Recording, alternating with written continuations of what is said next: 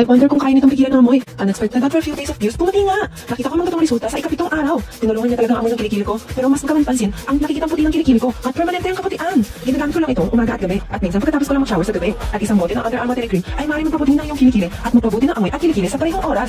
At ang pagpapako ito ay totoo. Kung nag-aabala ka pa rin sa may ng kilikili at amoy ng kilikili mo, maaaring mo talaga subukan ang produktong ito.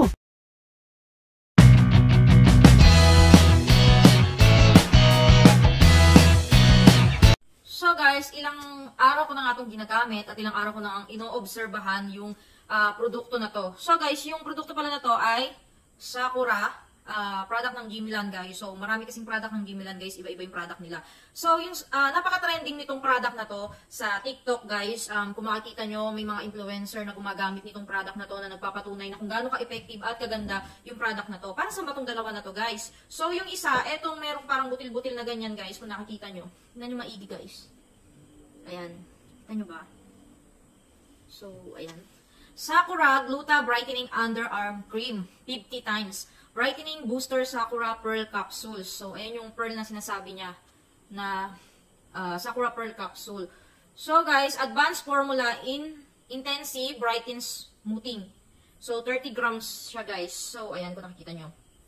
Yung, ito guys, ay para to sa parang may itim ng kilikili mo guys, tapos yung kilikili mo ay parang mabutil-butil. Alam mo kasi yung pag binubunot na natin yung kilikili natin guys, parang alam niyo yung puwit ng manok yung mayroon siyang butlig-butlig ganyan guys, tapos magaspang yung kilikili mo guys, maitim. So etong cream ay para doon guys. Tapos eto namang isa, eto siya guys, yan, kung makikita nyo, bawas na siya kasi nga ilang araw ko na rin siyang ginagamit. So eto naman, deodorant spray. So ini-spray siya, extra brightening quick drying. So refreshing texture, brightening formula, multiple plant extract. Ito naman 50 ml siya, kaya kung mapapansin nyo, hindi siya pantay. Hindi to pantay guys pag nakaan sa ano. So guys, ito naman guys, pampabango ng kilikili. So kung merong amoy yung kilikili nyo, maasim, ganyan guys, pwede nyo itong gamitin. So guys, based on my experience, so hindi lang ako yung gumamit nito, syempre guys, wala namang amoy yung kilikili ko at hindi rin naman medyo may itim yung kilikili ko. So, ganyan guys. Pero gumamit pa rin ako dahil gusto ko ang mas bumango ang kilikili ko at mas pumuti yung kilikili ko. Pero pinagamit ko rin siya sa iba para ma-observe ko siya kung legit ba itong mga product na to guys. So, ayun nga, based on my experience at observation ko sa iba na kung sino man ang pinaggamitan ko pa nito. So guys, para sa akin, sa ilang araw na paggamit ko na to, tapos pinatry ko din sa iba para sure na makita ko yung reviews ko dito. Para sa akin, okay naman yung product, nakaka-control naman siya ng amoy ng kilikili, guys. Pero kasi yung pinagamitan ko na talagang may amoy yung kilikili, nagtatawas pa siya bago gumamit nito. Kaya talaga, tapos, yung kilikili niya, nawala talaga yung amoy. Kahit na maghapon na ganyan, guys, wala yung amoy ng kilikili.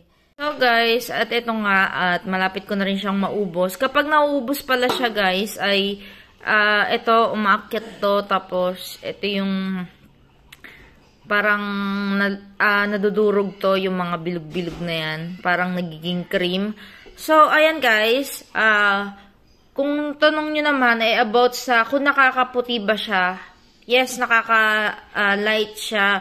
Pero guys, hindi yung light na parang instant puti agad, ganyan guys. Nagkakaroon lang siya ng improvement, pero hindi naman agad-agad na pumuputi ng todo-todo guys. So, ayun, nagkakaroon lang ng improving ganyan. Yung parang hindi na, kare, madilim yung kilikili nyo, ganyan.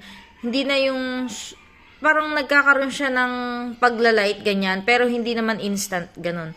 So, ayun lang, kailangan nyo din talaga na, so guys, kailangan nyo talagang tiyagain yung paggamit nito kung gusto nyo talagang tuluyang mag-white yung mga kilikili nyo, ganyan guys.